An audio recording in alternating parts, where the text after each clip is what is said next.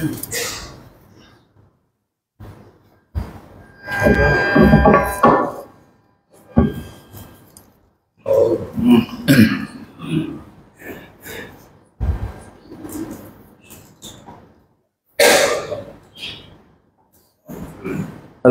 لله الذي واحد الأحد الفرد الصمد الذي لم يلد ولم يولد ولم يكن له كفوا أحد.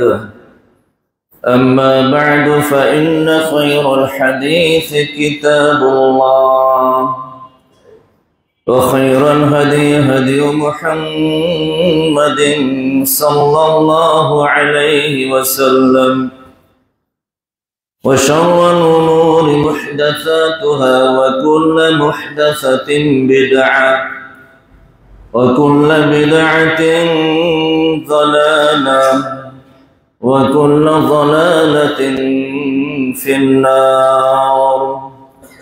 فأعوذ بالله السميع العليم وبوجهه الكريم وسلطانه القديم من الشيطان الرجيم. بسم الله الرحمن الرحيم. قل اللهم مالك الملك تؤتي الملك من تشاء وتنزع الملك ممن تشاء وتعز من تشاء وتذل من تشاء بيدك الخير إنك على كل شيء قدير. সম্মানিত সমবেত মুসল্লিয়ান কিরাম,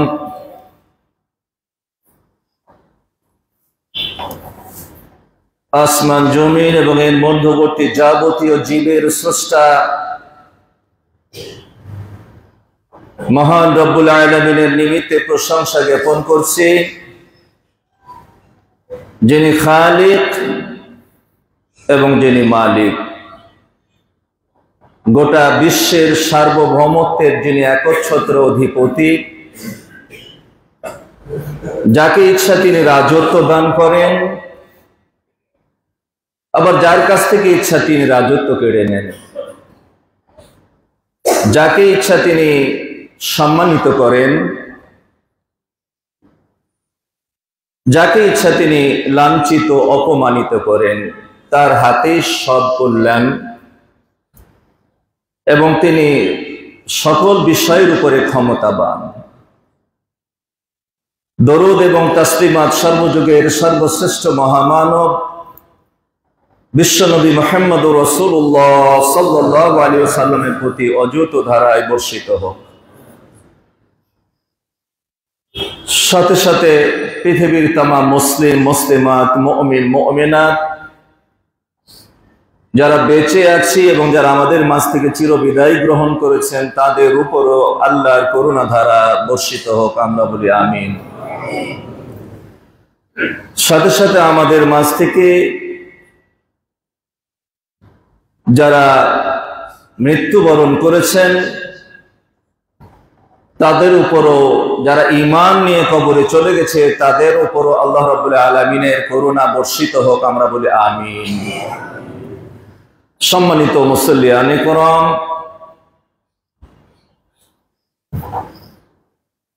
আল্লাহ রাব্বুল আলামিনের লাখ শুকরিয়া জ্ঞাপন করছি যে আজকে আমরা তারই মেহেরবানিতে জুমার সালাত আদায় করার জন্য উপস্থিত হতে পেরেছি। আজকে আপনাদের সামনে কিছু বক্তব্য রাখবো, কিছু কথা আমি বলবো কোরআন এবং হাদিসের আলোকে। যে কোনো বিজয় বা যে কোনো কল্যাণ অর্জিত হলে মানুষের পরবর্তী কিছু করণীয় রয়েছে এবং কিছু বর্জনীয় রয়েছে। ইসলাম এই ব্যাপারে আপনাকে আমাকে কি দিক নির্দেশনা দেয় এই বিষয়ের উপরেই আজকের আলোচনা পেশ করব ইনশাআল্লাহ। সম্মানিত উপস্থিতি, একজন মানুষ আরেকজন মানুষের প্রতি যদি অন্যায় করে,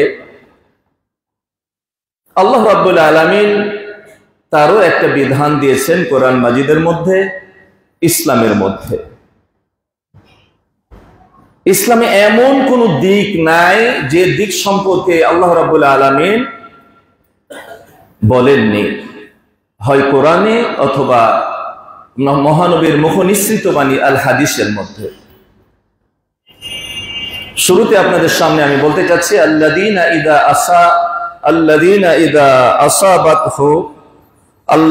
ইযা আসাবাহুমুল বাগিয়ু হুম ইয়ানতাসিরুন।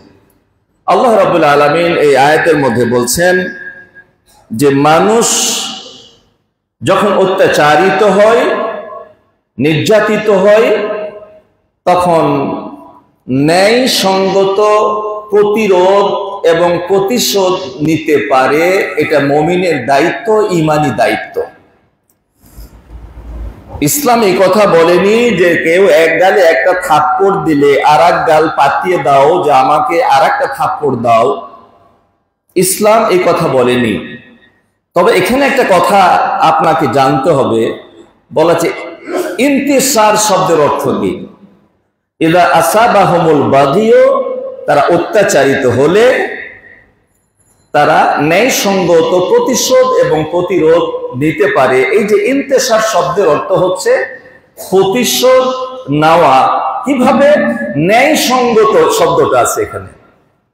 প্রতিশোধ নিতে হলেও ন্যায়সঙ্গত প্রতিশোধ নিতে হবে। প্রতিশোধ নিতে গিয়ে আবার যদি জুলুম হয়ে যায়, বাড়াবাড়ি হয়ে যায়, এটা আবার ইসলামে অনেক কঠিন ব্যাপার।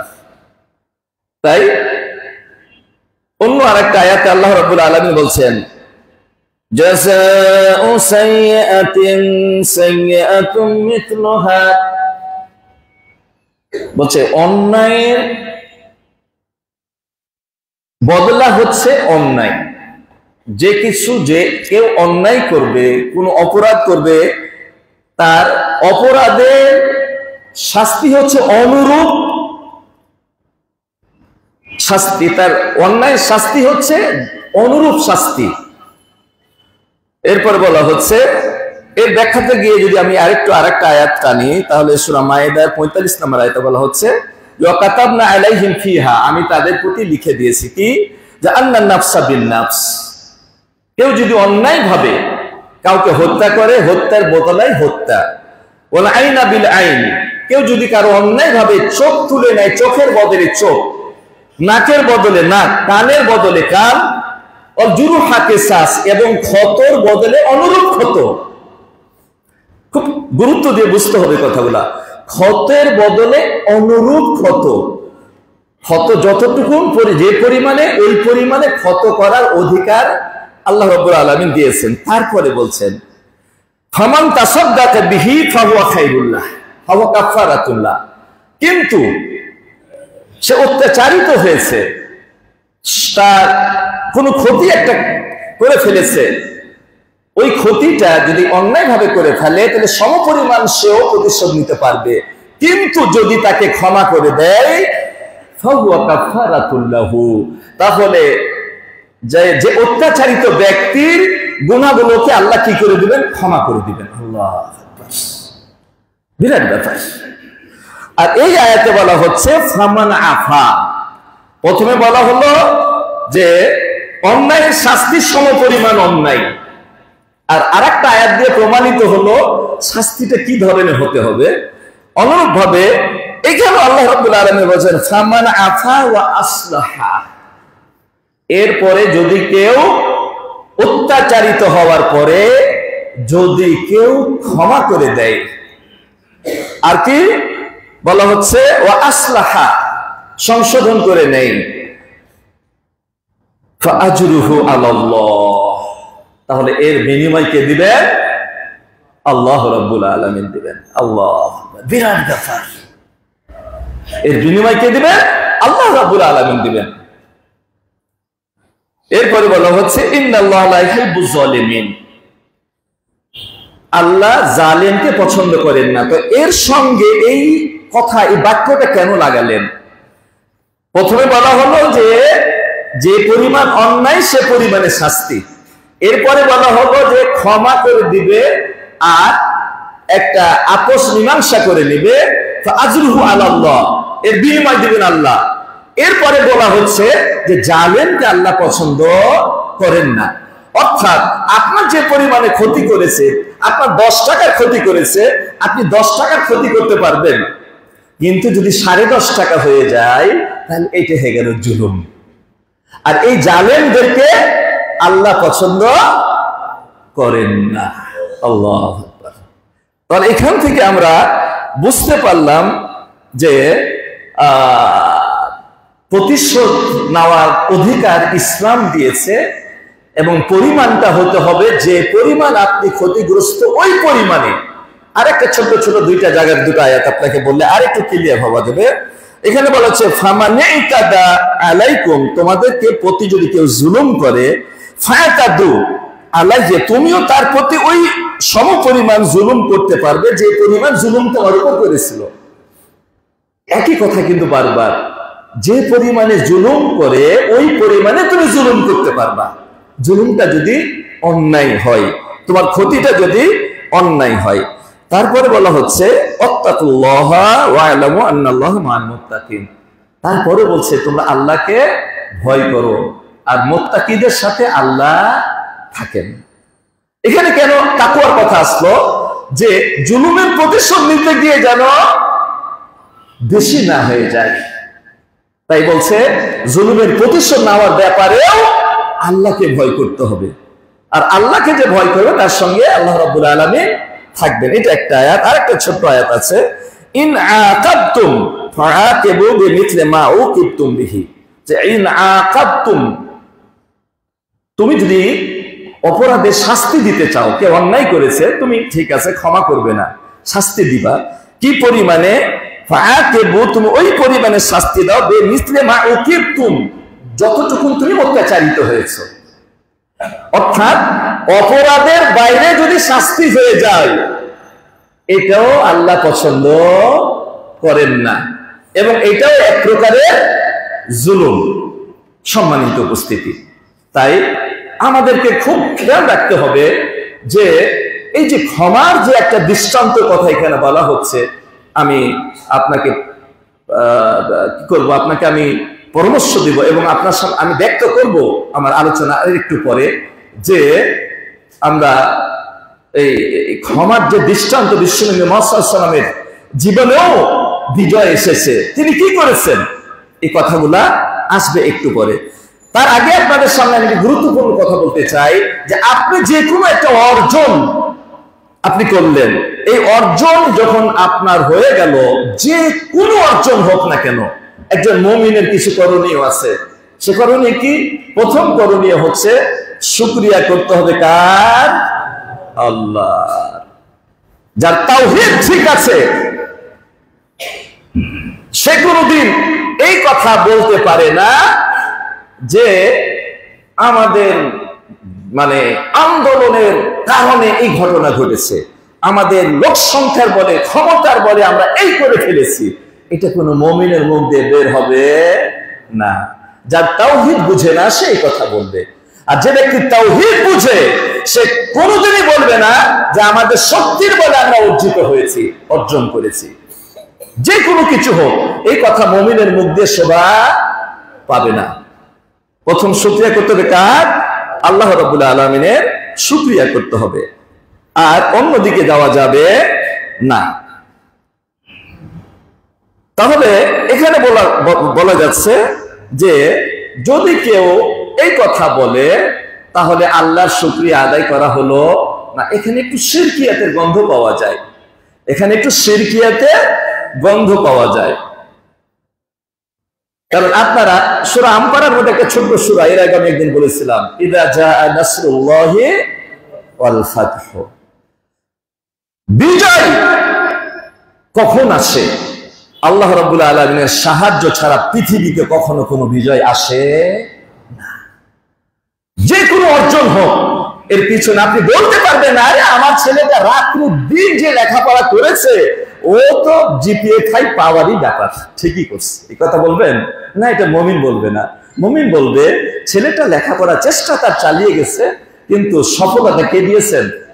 সফলতা দেওয়ার মালিক কে? আল্লাহর সাহায্য ছাড়া আপনি পৃথিবীতে কোনো কিছু করতে পারবেন না, ভুলে গেলে চলবে না। এই কথাটা আমি এর আগেও আমার আলোচনাতে আমি বলেছি, ইউটিউবে এখনো আলোচনাগুলো আছে, এই কথা বলার কোন সুযোগ নাই। এটা ফেরাউন বলেছিল, কারুন বলেছিল, অনেক ধন সম্পদ, তাই না? তো বলছে ইন্না, তাকে যখন বলা হলো যে আল্লাহ তোমাকে এত সম্পদ দিয়েছে, এই তুমি আল্লাহর কাজে, ভালো ভালো কাজে তুমি সম্পদ ব্যবহার করো, তখন সে বলেছিল ইন্নামা উতীতুহু আলা ইলমিন ইনদি। বলছে কি বলো কি, আমি এত পরিশ্রম করেছি, পরিশ্রমের ফলে আমার ইলম কালামের জোরে আমি এই সম্পদ অর্জন করেছি। কি হলো? ফাকাসাবনা বিহি ওয়াবিদারিহিল আরজা। আল্লাহ বললেন এই নিমকরানি করার কারণে আমি তাকে দিলাম, এই নাশুকরি করার কারণে আমি তাকে সুদ্ধা তার বাড়িঘর সব মাটির মধ্যে দাবিয়ে দিলাম। এই কথা বলার কোন সুযোগ নাই। মুমিন বলবে আমি যতই চেষ্টা করি না কেন, সফলতা একজনের হাতে, মহান স্রষ্টার হাতে, তিনি সফলতা আমাকে দিয়েছেন। এটা একজন মুসলিমের কথা হবে, একজন মুমিনের কথা হবে। সম্মানিত উপস্থিতি, এটা হলো 1 নম্বর, যে আল্লাহর শুকরিয়া আদায় করতে হবে। আর আল্লাহর শুকরিয়া সাথে সাথে কি করতে হবে? 2 নম্বরে, যাদের মাধ্যমে আপনি নিয়ামত পেয়েছেন, দেখেন ইসলাম কোনো দিক ছাড়েনি, যাদের মাধ্যমে আপনি নিয়ামত পাবেন, অর্জন করবেন, তাদেরকেও ভুলা চলবে না, তাদেরও কৃতজ্ঞতা অর্জন করতে, তারও কি কৃতজ্ঞতা প্রকাশ করতে হবে। মাল্লাম ইয়াশকুরিন নাস ইয়াশকুরিল্লাহ, যে মানুষের কৃতজ্ঞ নয়, সে আল্লাহরও কৃতজ্ঞ নয়। এই কথাটা আল্লাহ রাব্বুল আলামিন কোরআন মাজিদে বলে দিয়েছেন। আর শুকরিয়ার কথা বলেছেন যে আল্লাহর শুকরিয়া আদায় করলে কি হবে? লাইন শাকারতুম লাযিদান্নাকুম, তোমাদেরকে বাড়িয়ে দেব। অর্থাৎ আল্লাহর শুকরিয়া, আপনি নিয়ামত পেয়ে যদি আল্লাহর শুকরিয়া আদায় করেন, আর এই নিয়ামতকে যদি আল্লাহ রাব্বুল আলামিনের পথে ব্যয় করেন, আল্লাহর কথা স্মরণ করেন, তাহলে এই নিয়ামতের স্থায়িত্ব আল্লাহ দান করবেন। তখন পৃথিবীর কোন শক্তি এই নিয়ামত থেকে আপনাকে বঞ্চিত করতে পারবে না। সব সময় আমাদের মালিককে আমাদের স্মরণ করতে হবে, প্রত্যেক ভালো কাজে, প্রত্যেক অর্জনে, সেটা ছোট হোক বড় হোক, আপনার ব্যক্তিগত হোক, আপনার পারিবারিক হোক, আপনার সামাজিক হোক, রাষ্ট্রীয় হোক, যে রকমের নিয়ামত হোক, শুকরিয়া আদায় করতে হবে আল্লাহ রাব্বুল আলামিনের। আর 2 নম্বরে, যাদের মাধ্যমে আপনি নিয়ামত পেলেন তাদেরকেও ভোলা যাবে না, তাদেরকেও ভোলা যাবে না। 3 নম্বরে হচ্ছে যে এই নিয়ামত যে অর্জন করেছেন, আল্লাহ রাব্বুল আলামিন আপনাকে দান করেছেন, এই নিয়ামতের যথাযোগ্য মূল্যায়ন এবং কদর করতে হবে। এই নিয়ামতকে আন্তরিকভাবে ভালোবাসতে হবে, মৌখিক না, আন্তরিকভাবে ভালোবাসতে হবে। এবং আল্লাহ রাব্বুল আলামিনের নির্দেশ অনুযায়ী আপনাকে এই নিয়ামতের ব্যবহার করতে হবে, তাহলে এটা আপনার হক আদায় হবে। সম্মানিত উপস্থিতি, বিশ্বনবী মুহাম্মদ সাল্লাল্লাহু আলাইহি ওয়াসাল্লাম বলেছেন যে মান কুতিলা দুনা মালিহি ফাহুয়া শাহীদ, যে মাল শহীদের ব্যাপারে বলছেন যে শহীদ কাকে বলা হয়? প্রকৃত শহীদ হচ্ছে আল্লাহর দ্বীনকে প্রতিষ্ঠিত করার জন্য জিহাদের ময়দানে যে রক্ত ঝরিয়ে মৃত্যুবরণ করে, সেই হলো প্রকৃত শহীদ। এটা হলো যারা ইসলামের জিহাদ করতে গিয়ে মারা যাবে, প্রকৃত শহীদ সে। কিন্তু রাসূল সাল্লাল্লাহু আলাইহি ওয়াসাল্লাম বললেন, ইয়া রাসূলুল্লাহ, তাহলে তো শহীদের সংখ্যা অনেক কমে যাবে। এরপরে রাসূল কি বললেন? এরপরে রাসূল বললেন শহীদের সংখ্যা, আরো কিছু শহীদের কথা বললেন, এরা প্রকৃত শহীদ না, কিন্তু শহীদের মর্যাদা আল্লাহ দান করবেন তাদেরকে। মান কুতিলা দুনা মালিহি, আপনার সম্পদ রক্ষা করতে গিয়ে যদি আপনি মৃত্যুবরণ করে, রাসূল বলেন সেও শহীদ। মান কুতিলা দুনা দামিহি ওয়া আহলিহি ওয়া দীনহি ফাহুয়া শাহীদ, আপনার পরিবারকে রক্ষা করতে গিয়ে, পরিবারের উপর জুলুম হচ্ছে, আপনি রক্ষা করতে গিয়ে যদি মারা যান, সেও শহীদ। আপনার দ্বীনকে, ঈমানকে, তাওহীদকে রক্ষা করার জন্য যদি আপনি মারা যান তাহলে আপনি শহীদ। আপনার জীবনটাকে যদি রক্ষা করতে গিয়ে আপনি মারা যান তাহলে আপনি শহীদ। এরপরে বলেছে মান কুতিলা দুনা মাজলিমাতিহি ফাহুয়া শাহীদুন, যে কেউ তার ন্যায্য অধিকারকে রক্ষা করতে গিয়ে যদি জীবন দেয় তাহলে সেও শহীদ। তাহলে এখানে বোঝা গেল। আরেকটা বলা হচ্ছে আর ছোট্ট হাদিস, নি'মাল মিতাতু আইয়ামুতার রাজুলু দুনা হাক্কিহি, যে তার অধিকার রক্ষা করতে গিয়ে মারা যাবে তার মৃত্যুটা হচ্ছে বড়ই ভালো মৃত্যু। কে বলছেন? প্রত্যেকটা হাদিসগুলো সহিহ হাদিস, হাসান, কোন জয়ীফ হাদিসের আলোচনা হচ্ছে না এখানে। এটা আমার পরীক্ষিত হাদিসগুলো, সম্মানিত উপস্থিতি। তাহলে আসুন এবার আপনাদের সামনে আমি আসব একটা অর্জন যখন আপনাকে আল্লাহ রাব্বুল আলামিন দিয়েছেন, এই অর্জনটাকে আপনি কিভাবে দেখবেন। আপনি অর্জন পেয়ে, একটা ভালো কিছু পেলে সবাই আনন্দিত হয়, তো এই আনন্দ প্রকাশ কিভাবে করবেন তারও রূপরেখা ইসলাম দিয়েছে। এই মধ্যে আমার এর আগে আমার বক্তব্য আছে। ঈদের আনন্দ করতে গিয়ে কত রকমের অশ্লীলতায় আমরা ডুবে যাই। আসলে কি এটা ঈদের আনন্দ এভাবে হয় না? রোজার শেষে মুত্তাকি তাকওয়ার গুণ নিয়ে আপনি পরের দিন ঈদের আনন্দ করবেন। ঈদের আনন্দের প্রথম কাজ হচ্ছে আউয়ালু মা ইয়াবদাউ বিহিস সালাত, আল্লাহকে সিজদা দিয়ে ঈদের আনন্দটা স্টার্ট করতে হবে। এইভাবে ইসলাম আপনাকে দিয়েছে। এখন আপনি কিভাবে এই আনন্দটা প্রকাশ করবেন, এই নিয়ে আপনার করণীয় কি, এই নিয়ে আপনার সঙ্গে দুটি কথা বলতে যাচ্ছি আমি। আসুন, আল্লাহ রাব্বুল আলামিন বিশ্বনবী মুহাম্মদ সাল্লাল্লাহু আলাইহি ওয়াসাল্লাম আমাদের কাছে দিয়েছেন আদর্শ নেতা হিসাবে। তার মধ্যে সব রকমেরই আদর্শ রয়েছে। আপনি যেই হন না কেন, আপনি ছোট হন, বড় হন, বাবা হন, শ্বশুর হন, নানা হন, যেই হন না কেন, বিশ্বনবী মুহাম্মদ সাল্লাল্লাহু আলাইহি ওয়াসাল্লামের আপনি আদর্শ খুঁজে পাবেন। আপনি যদি একজন সিপাহ সালার হন, আপনি যদি একজন বিজয়ী সিপাহ সালার হন, তার জন্য আপনার আদর্শ রয়েছে। আপনি যদি একজন রাষ্ট্রপ্রধান হন, তার জন্য বিশ্বনবীর আদর্শের মধ্যে আদর্শ রয়েছে, যদি আমরা সেই আদর্শ বুঝতে পারি, সম্মানিত বুঝতে পারি। বিশ্বনবী মুহাম্মদুর রাসূলুল্লাহ সাল্লাল্লাহু আলাইহি ওয়াসাল্লাম তিনি কিভাবে, আমি আপনাকে একটা কথা বুঝাতে চাচ্ছি যে এই যে ক্ষমার যে একটা বিষয়, এটার মধ্যে যে কত উপকার রয়েছে, এর উপকারিতা বলে কোনো শেষ করা যাবে না। বিশ্বনবী মুহাম্মদ সাল্লাল্লাহু আলাইহি ওয়াসাল্লাম যদি ক্ষমার আদর্শ প্রতিষ্ঠিত না করতেন, তাহলে 23 বছর না, 23 বছর না, 100 বছরেও এত দ্রুত ইসলামকে প্রতিষ্ঠিত করা সম্ভব হতো না। তার জানের দুশমনগুলা এই ক্ষমার আদর্শের দিকে লক্ষ্য করে সবাই দলে দলে হাজারে হাজারে ইসলাম গ্রহণ করেছে।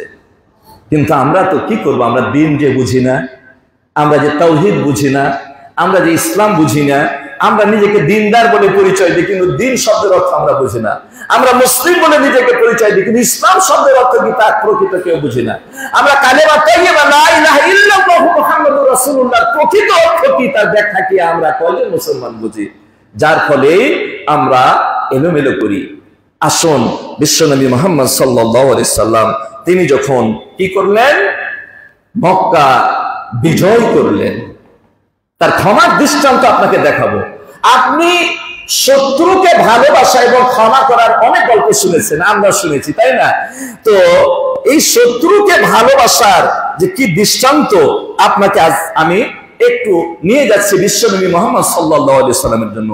তিনি যখন কি করছেন, মক্কা বিজয় করলেন, 10,000 সশস্ত্র সৈন্য, এই মক্কা কত তাকে জ্বালিয়েছে, কত অত্যাচারিত করেছে, 13টা বছর ধরে কত রক্ত ঝরিয়েছে।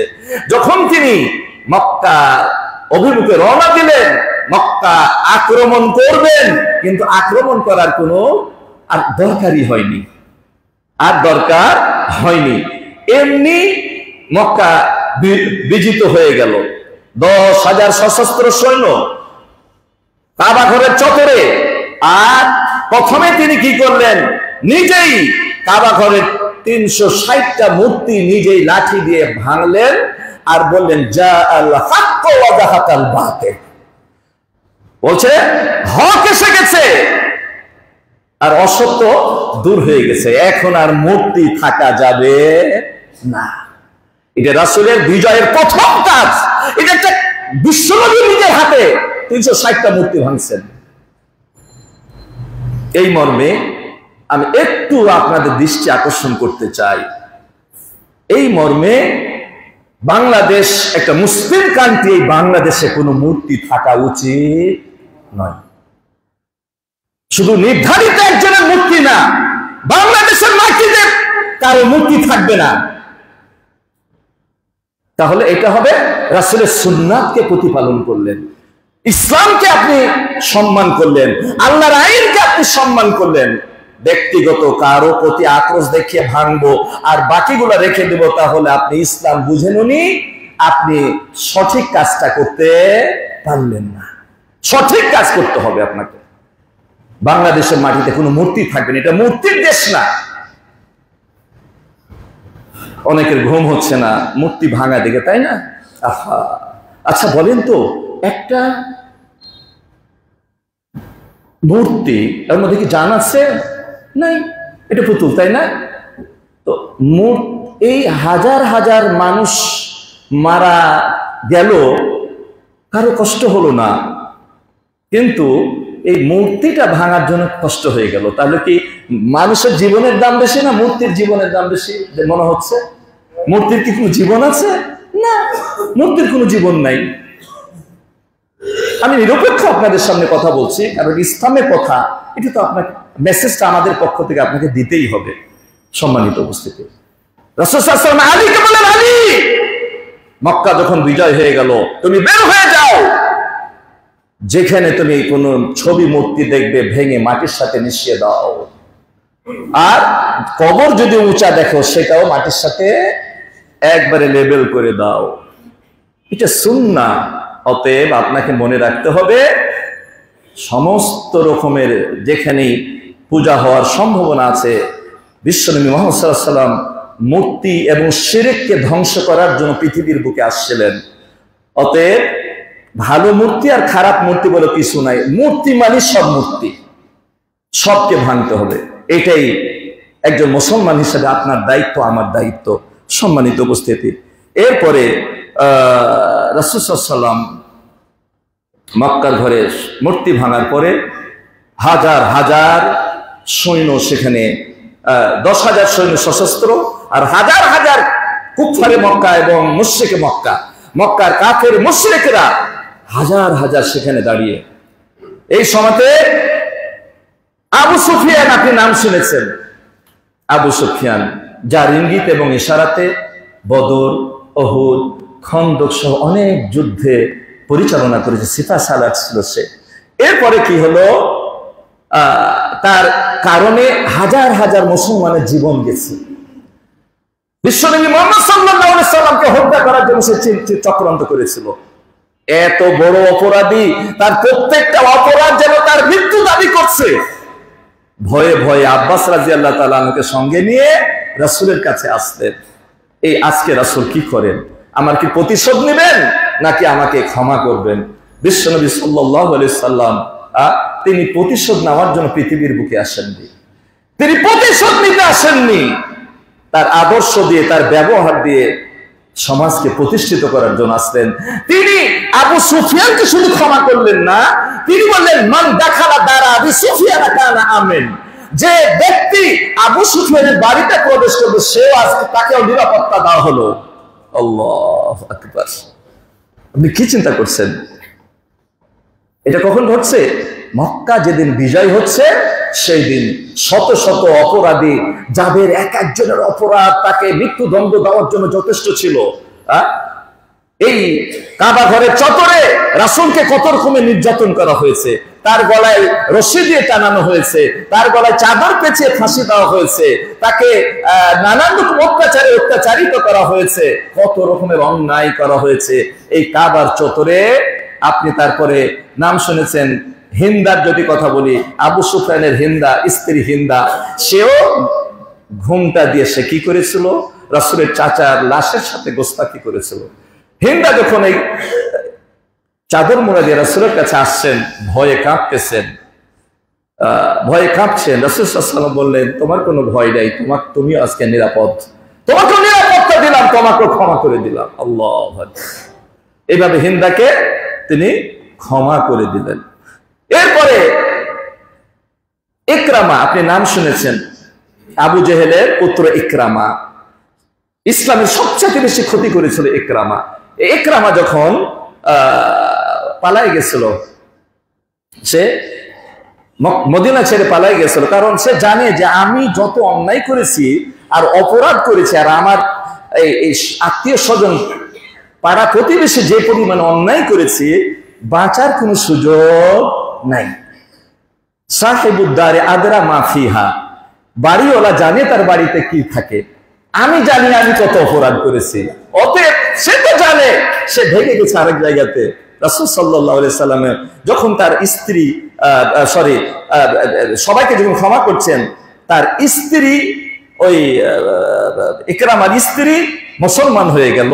এরপরে তার কাছে চলে গেল যে তুমি রাসূলকে এখনো চিনতে পারোনি, সব বাদ দিয়ে দাও, কোন আশ্রয়স্থল পাবা না, একটা মাত্র আশ্রয়ের জায়গা, সেটা মুহাম্মদুর রাসূলুল্লাহ সাল্লাল্লাহু আলাইহি সাল্লামের জায়গা।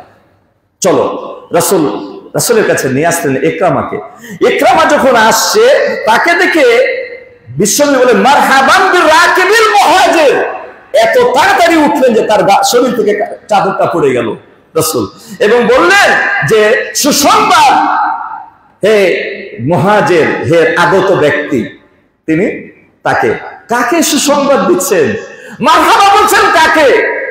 সেও ইসলামের ক্ষতি করেছে, আর তার বাবা হচ্ছে ইসলামের সবচাইতে বেশি ক্ষতিকারক ব্যক্তি, তাকে ক্ষমা করে দিলেন কিভাবে? আল্লাহু আকবার।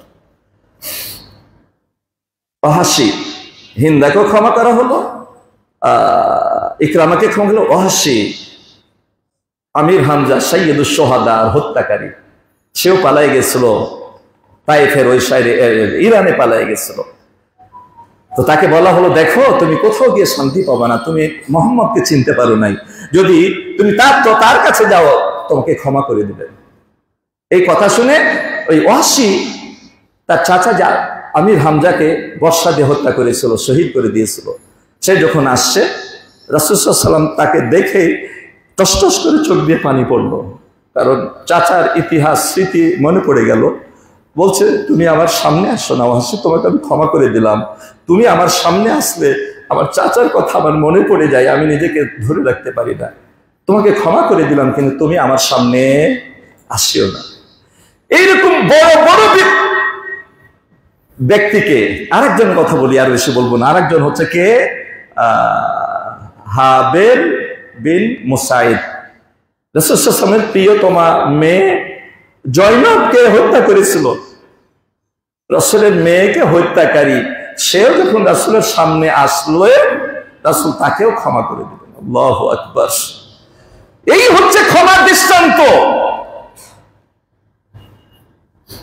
হাজার হাজার কুফারে মক্কা দাঁড়িয়ে রাসূল সাল্লাল্লাহু আলাইহি ওয়াসাল্লাম এবার ভাষণ দেওয়া শুরু করলেন।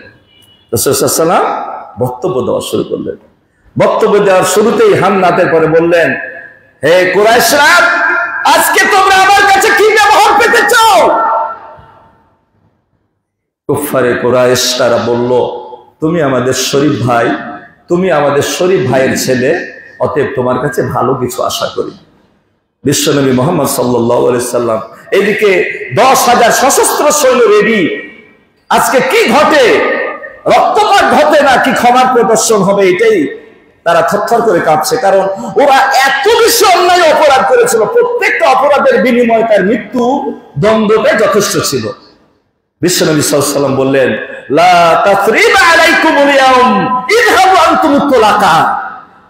আজকে তোমাদেরকে সেই কথাই বলবো যে ইউসুফ আলাইহিস সালাম তার ভাইদের ব্যাপারে যে কথা বলেছিলেন।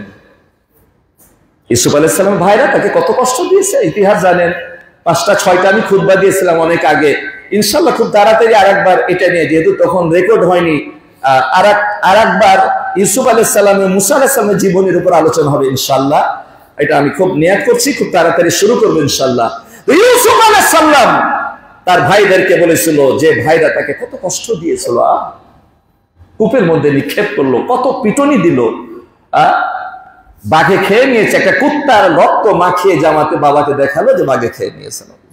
আল্লাহু আকবার। এরপরে যখন মিশরের অর্থ ভান্ডারের প্রধান দায়িত্ব পেলেন, তারা আসতো খাবার সাহায্য নিতে, চিনতে পারলেন। আর সেই দিন যখন পরিচয় হয়ে গেল, ভাইরা তো মনে করছে আজকে বোধহয় আর আমাদের রক্ষা নাই, আজকে আমাদের আর রক্ষা নাই। ইউসুফ আলাইহিস সালাম কি বললেন? লা তাসরিবা আলাইকুমুল ইয়াওম ইয়াগফিরুল্লাহু লাকুম, তোমাদের উপরে আজকে আমার কোনো অভিযোগ না, আল্লাহ যেন তোমাদেরকে ক্ষমা করেন। অতএব রাসূল এই কথা বললেন আর বললেন, ইযহাবু আনতুমুত তালাকা, তোমরা সবাই চলে যাও, ফিরে যাও, তোমরা সবাই আজকে মুক্ত। আল্লাহু আকবার। ইতিহাস শিখতে হবে। আমাদের সবচাইতে বড় কষ্ট যে আমরা ইতিহাস থেকে শিক্ষা গ্রহণ করি না। আপনি দেখেন পৃথিবীর বুকে আল্লাহর সাথে পাল্লা দিয়ে পৃথিবীর কোন পরার শক্তি কি টিকতে পেরেছে? পারে নাই। নমরুদ, ফেরাউন, কারুন, হামাম, কওমে নূহ, কওমে আদ, কওমে সালেহ, কওমে মাদায়েন, অনেক ইতিহাস সামনে। আল্লাহ রাব্বুল আলামিন কোরআন মাজিদের অনেক জায়গায় বলেছেন, ইবরাতান লিউলিল আলবাব, এই তাদেরকে যে এক এক জাতিকে এক এক রকম শাস্তি দিয়ে যে ধ্বংস করেছেন, দেওয়ার পরে বলছেন যে এর মধ্যেই কি আছে? উপদেশ রয়েছে জ্ঞানী ব্যক্তিদের জন্য। উলুল আবরার, উলুল আবসার, এই শব্দগুলো আসছে। আবার বলা হয়েছে নমরুদ এবং ফিরআউনকে ধ্বংস করার পরে, এই ইতিহাস বলার পরে আল্লাহ রাব্বুল আলামিন বলেন, ইন্না ফি যালিকা লাআয়াতান লিমান ইয়াখশা, যে এই ইতিহাসের নমরুদ এবং ফিরআউনের মধ্যে, এই যে ইতিহাস বলার পরে বলা হচ্ছে এর মধ্যে যারা আল্লাহকে ভয় করে তাদের জন্য উপদেশ রয়েছে। পৃথিবীর বুকে ফিরআউনের চাইতে স্বৈর শাসন আর কেউ ছিল না। তাকেও পানির চুবানি দিয়ে ডুবিয়ে দুনিয়া থেকে ধ্বংস করেছেন। মানুষের শক্তি যেখান থেকে শেষ, মহান স্রষ্টার শক্তি সেখান থেকে শুরু। আপনি কল্পনা করতে পারবেন না কি থেকে কি হলো, আপনি যোগ বিয়োগ মিলাতে পারবেন না।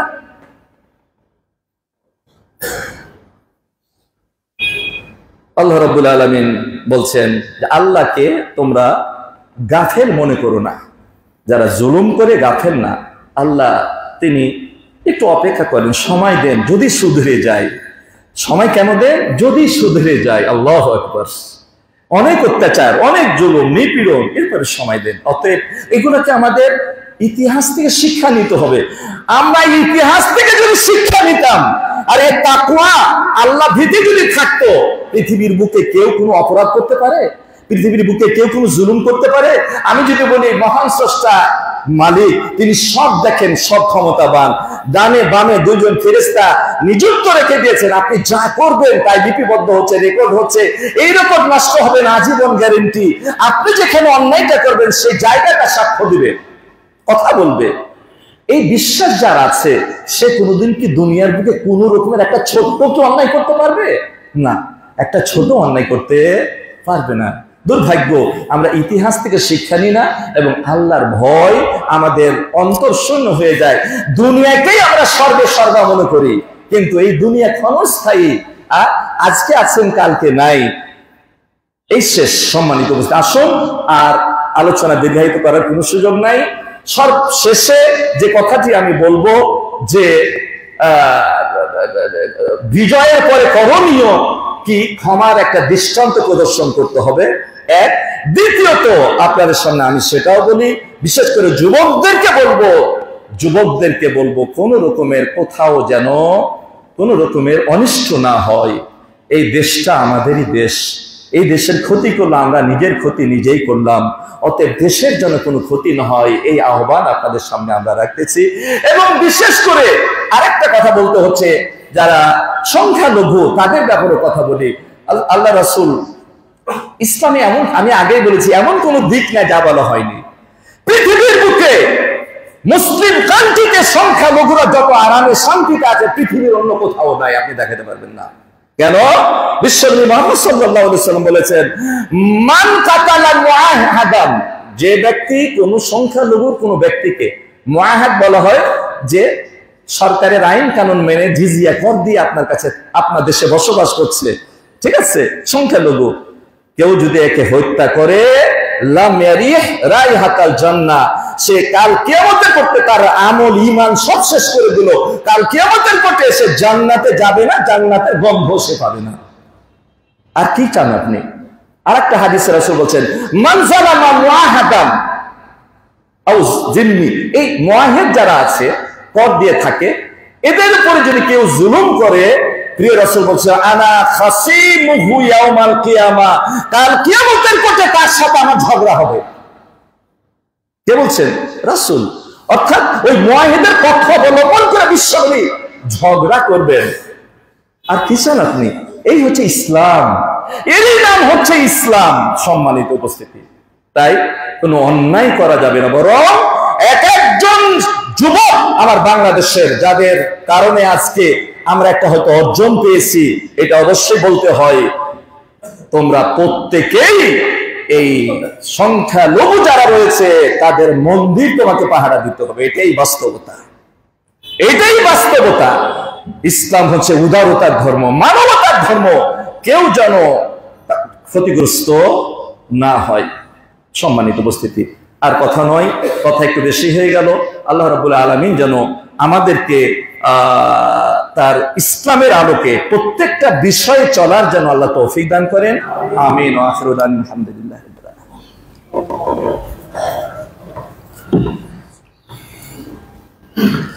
আলহামদুলিল্লাহিল্লাযী ওয়াকাফা ওয়া সালামুন আলা ইবাদিহিল্লাযীনা ইসতাফা, আম্মা বাদ। সম্মানিত উপস্থিতি, 25 নম্বর হাজী আব্দুর রশিদের নিবাসী আইনুল হক আনু ভাই ও ফজল হক ফেজা ভাই ইন্তেকাল করেছেন। ইন্না লিল্লাহি ওয়া ইন্না ইলাইহি রাজিউন। আমি এসে শুনলাম যে 3 জনের কথা, যে কয়েকদিনের মধ্যে 3 জন ভাই আমাদের মাঝ থেকে চলে গেছেন। আল্লাহ রাব্বুল আলামিন যেন তাদেরকে তাদের জীবনের সব ভুল ত্রুটি ক্ষমা করে দেন, এবং আল্লাহ রাব্বুল আলামিন যেন পরকালের জীবনটা সুখের করে দেন, জান্নাত নসিব করে দেন। আল্লাহ রাব্বুল আলামিন যেন তাদেরকে কবুল করেন। এছাড়াও আপনাদেরকে তো মাঝে মধ্যে আমি বলি, আমাদের মাঝে এক মহিলা এর আগে কয়েকদিন আমাকে ফোন দিয়েছিল, আজকেও ফোন দিয়ে বলছে শাইখ আপনি কি আসবেন? বলে আমি তো আসবো, খুতবা দিব। বলে আমি তো এসে গেছি।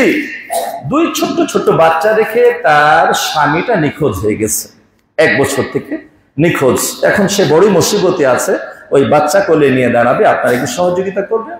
আর আমাদের মাঝে আর এক ভাই এসেছেন ঋণগ্রস্ত। আসলে সে কোনো ভিক্ষুক না বা চাওয়ার কোনো মানুষ না, পিছনে দাঁড়িয়ে আছে, আপনারা একটু দেখে নিতে পারেন। সে ঋণগ্রস্ত, যাদের কাছে ঋণ খুবই জুলুম অত্যাচার করছে। বলছে আমার খাওয়া দাওয়ার জন্য একটা ছোট্ট চাকরি করি, 4 ছেলে মেয়ে নিয়ে চলে যাচ্ছে, কিন্তু ঋণ শোধ করার কোনো সুযোগ নাই। আমি খুব অত্যাচারিত, যদি একটু সহযোগিতা করেন। একটা ছোট্ট বড় ঋণের মধ্যে ছোট্ট 20,000 টাকা তার দিতে হবে বলছে। তো এই টাকাটার জন্য সে ঘুরছে, বলছে আমি এখানে দেওয়ার কোনো সুযোগ পাচ্ছি না, আমি খুব জুলুমের মধ্যে আছি, আপনারা একটু সহযোগিতা করবেন। সম্মানিত উপস্থিতি, এছাড়াও আমাদের মাঝ থেকে আমি সর্বশেষে দোয়া করব, যারা আমাদের এই ছাত্র জনতা এবং তার সঙ্গে অভিভাবক নারী পুরুষ যারা আজকে আমাদের এই অর্জনের পিছনে জীবন দিয়েছেন, আল্লাহ রাব্বুল আলামিন যেন তাদেরকে কবুল করে নেন, এবং আল্লাহ রাব্বুল আলামিন যেন তাদেরকে শাহাদাতের মৃত্যু দান করেন। কাল কিয়ামতের কোটে যেন আল্লাহ রাব্বুল জান্নাতুল ফিরদৌস দিয়ে তাদের মেহমানদারি করেন। ইবাদাল্লাহ রাহিমাকুমুল্লাহ, ইন্নাল্লাহা ইয়ামুরু বিল আদলি ওয়াল ইহসান ওয়া ইতা'i যিল কুরবানিল ফাহশাই ওয়াল মুনকার। আমি একটা কথা দোয়া করি আল্লাহর কাছে, গত জুমাতে করেছিলাম, হে আল্লাহ, হে রব, তুমি বাংলাদেশটাকে তুমি কবুল করে নাও। হে রব, এমন তুমি দায়িত্বশীল আমাদের মাঝে দাও, যারা এই বাংলাদেশটাকে তোমার নির্দেশিত পথে পরিচালিত করবে, এবং দিনদার দায়িত্বশীল, এদের মধ্যে দিন ঢুকায় দাও, এদের মধ্যে তোমার দিনের আলো ঢুকিয়ে দাও, যাতে করে তোমার দিনের আলোকে এরা সমাজটাকে পরিচালনা করতে পারে। এই তৌফিক তুমি দান করো, এবং এদেরকে দায়িত্বশীল আল্লাহ তুমি কবুল করে নাও, এদের দ্বারাতে তুমি ভালো ভালো কাজ করিয়ে নাও, এবং যত রকমের অন্যায় অপরাধ আছে সমাজ থেকে যেন দূর করতে পারে, এই তৌফিক আল্লাহ তাদেরকে দান করো। সবশেষে একটা কথা বলি, যদিও সময় গেল, দেশটাকে গড়তে চাইলে একটা কাজ যদি এই সরকার করতে পারে, একটা অন্যায় যদি এই সমাজ থেকে দূর করতে পারে, তাহলে 100 ভাগের মধ্যে 90 ভাগ দুর্নীতি শেষ হয়ে যাবে। সেটা কি? ঘুষটাকে যদি বন্ধ করতে পারে, ঘুষ, এই ঘুষটাকে যদি বন্ধ করতে পারে, পৃথিবীর বুকে বাংলাদেশ অর্থনৈতিকভাবে সর্বশীর্ষে থাকবে। একটা অপরাধ যদি দমন, আর এই অপরাধ দমন করার জন্য বেশি কিছু লাগবে না। কেউ যদি ঘুষ খায় ধরা পড়ে, টিভিতে প্রচার করে তার হাত কেটে দিতে হবে। জেল দিয়ে, জরিমানা দিয়ে, র্যাবের পিটুনি দিয়ে মানুষের চরিত্রের পরিবর্তন ঘটানো যায় না। মানুষের চরিত্রের পরিবর্তন হবে র্যাবের ভয় দিয়ে না, রবের ভয় দিয়ে।